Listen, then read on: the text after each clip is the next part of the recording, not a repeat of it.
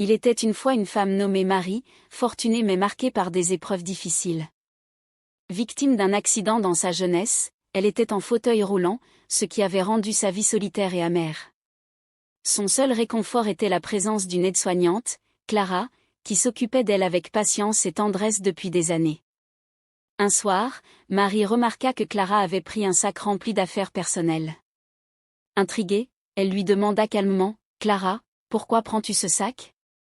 Clara sourit, un peu gênée, et répondit, « Ce n'est rien, je vais seulement donner quelques vêtements que je ne porte plus aux sans-abri. Je reviens vite, ne t'inquiète pas. » Marie, malgré une étrange sensation, la laissa partir.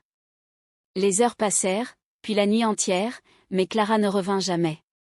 Le lendemain, une terrible inquiétude envahissait Marie. Elle appela la police, mais on lui répondit qu'il fallait attendre 48 heures avant de la déclarer disparue. Elle tenta de se rassurer, jusqu'à ce qu'elle reçoive un message glaçant de Clara. « Marie, si tu lis ce message, c'est que tu as compris. Sache que je ne travaille plus pour toi. L'homme dans lequel tu as tant investi, c'est mon compagnon, et nous t'avons escroqué de tout ton argent. Oublie-nous, nous sommes partis loin. Bonne chance. » Sous le choc, Marie sentit le sol se dérober sous elle. Son monde venait de s'effondrer. Après des jours de détresse, elle fut contrainte de quitter son appartement, ruinée et sans ressources. Ses amis avaient disparu, sa famille l'avait abandonnée depuis longtemps.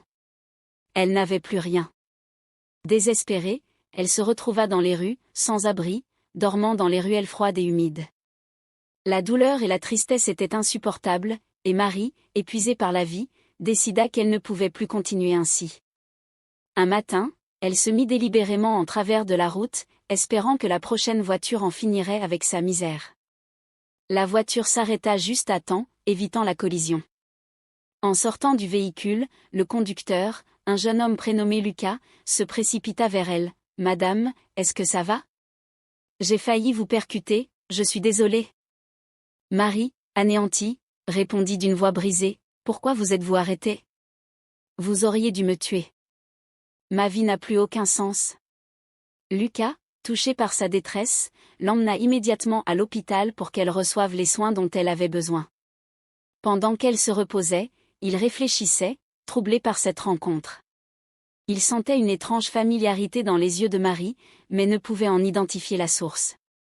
Plus tard, en écoutant son histoire, Lucas eut un choc en apprenant que Marie avait abandonné un enfant des années plus tôt, dans un orphelinat, non loin de là où lui-même avait été trouvé.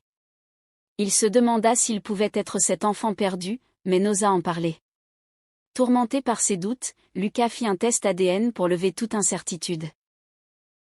Quelques jours après, les résultats tombèrent, confirmant la terrible vérité, Marie était bel et bien sa mère biologique.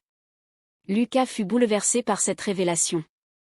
La colère monta en lui comme un torrent, comment pouvait-elle l'avoir abandonné ? Il s'en ouvrit à ses parents adoptifs, qui le soutinrent et lui conseillèrent de réfléchir avec sagesse.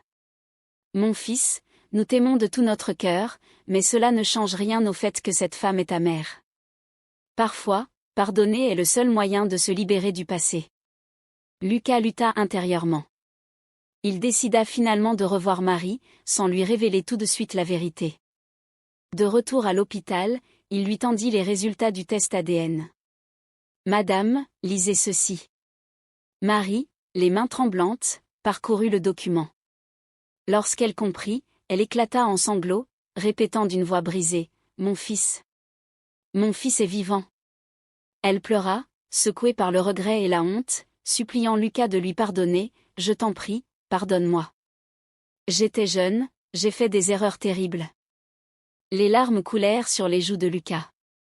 La douleur et la rancœur étaient vives, mais il sentit que la haine ne le libérerait pas lentement, il prit la décision de lui pardonner. Ils s'étreignirent, pleurant ensemble, comme une mère et son fils qui se retrouvaient après une éternité de souffrance. Avec le temps, Lucas et Marie réussirent à reconstruire leur relation. Elle, transformée par cette deuxième chance, se consacra à une nouvelle mission, aider les enfants abandonnés, pour éviter à d'autres de subir les mêmes épreuves. Ainsi, elle créa une fondation pour soutenir les orphelins et les jeunes en difficulté, espérant racheter ses erreurs et redonner un sens à sa vie. Merci d'avoir écouté cette histoire bouleversante.